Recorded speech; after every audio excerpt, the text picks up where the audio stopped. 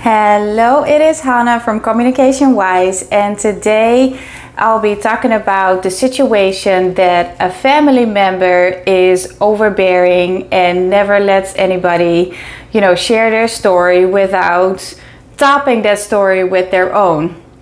So a friend of mine, she watched my videos and she said, okay, I understand, you did a video on narcissism and how to deal with, people with narcissistic traits. But this is my situation. Whenever I call my mother-in-law or, we're over there, I say something general like, oh, I went for a walk this morning. And she would say, well, I went for a hike this morning. Or she would say, my child has been sick, she had a fever, like whatever degrees, and the mother was on her deathbed with a fever of 1,000,000 degrees. So she told me that, and I started laughing, and she said, well, it's really not that funny. But the examples she gave me were actually pretty funny. And she said, not only I, but also, my husband and his sister, her sister-in-law, were struggling with conversations, with meetings where the mother was involved and the mother was doing what she was doing. And she said, what can I do? And so there's different ways. This obviously is not a one-time event. This is a pattern and it's been going on for years, and it is affecting the relationship of the mother with her children and daughter-in-law, with her grandchildren even. So I am going to say, the longer you let this go on, the less you allow yourself to have a good relationship with your mother-in-law, and also her relationship with her grandchildren is affected because you feel a certain way and your children will notice.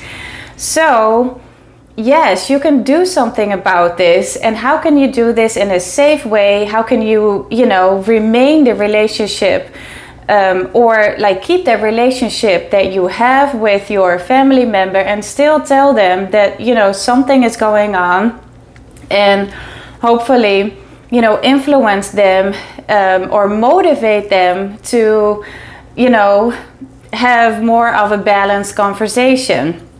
So this is what I would do.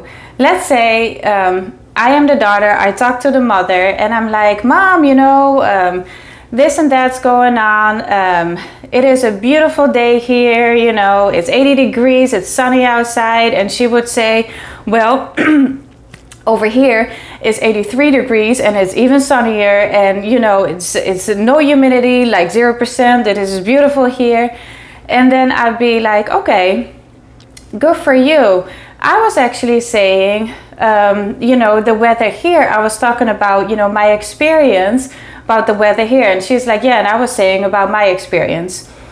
So this is a good moment that you can say, I am noticing that, the subject changed from, me talking about my experience to you not actually hearing, or it seems that you haven't heard what I was saying. I was really talking about my experience, and I would love for you to,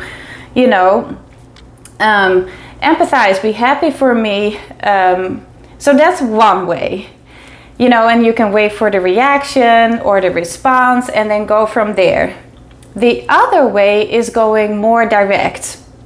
The other way is saying, so Mom, when I tell you a story and you start talking about your own that is topping mine, is one up, from whatever I had to tell you, that makes me not want to pick up the phone and call you as much. That makes me, reluctant to basically tell you anything, because I have a feeling that you're going to go there again. And so if you want to have a good relationship with me, and I do want to have a good relationship with you, then this is something to be aware of. And so first of all, this mother is going to probably be upset, not understanding. This is something she hasn't heard in a while because this has been going on for years on end and nobody's ever corrected her. So you have to give her some time. You have to give her some space. You have to give her, some time to think about this, reflect on it, and she might not agree. And that's fine, because this is your mother or your mother-in-law, you have multiple opportunities to do this again and again and again.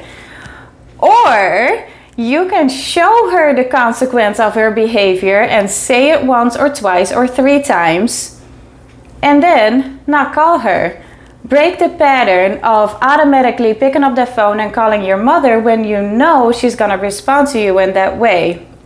And so you announce the consequence of her behavior, and you give her time to think about it, to reflect on it, to maybe, change that behavior, change the actions. And if she doesn't, then show her the consequence.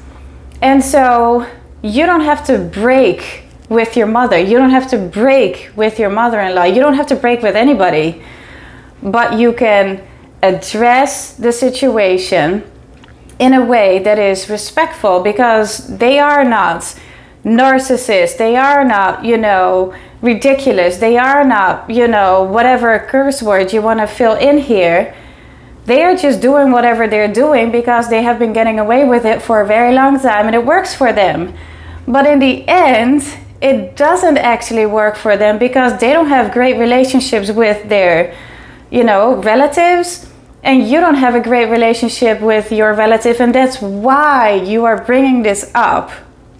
So it is worth it. And if it's not, because you decide to live with it and accommodate your mother-in-law or your mother as you've always been doing, because you might be scared or you might be fearful, you might be, not caring as much, then that's okay. There is nothing wrong with this situation unless you think there's something wrong and you want to, make some changes. So I'm hoping this was helpful. It was very specific to her situation, but everybody knows somebody who, can be overbearing. And if you want to work on a relationship, then this is a great opportunity, and it is the way you do it. And this way is still respectful. It is not all about feelings. It is not all about action. It's really everything. And I'm hoping this is helpful. And then if not, or you have comments or different ideas, let me know and we can talk about it. Thank you. Goodbye.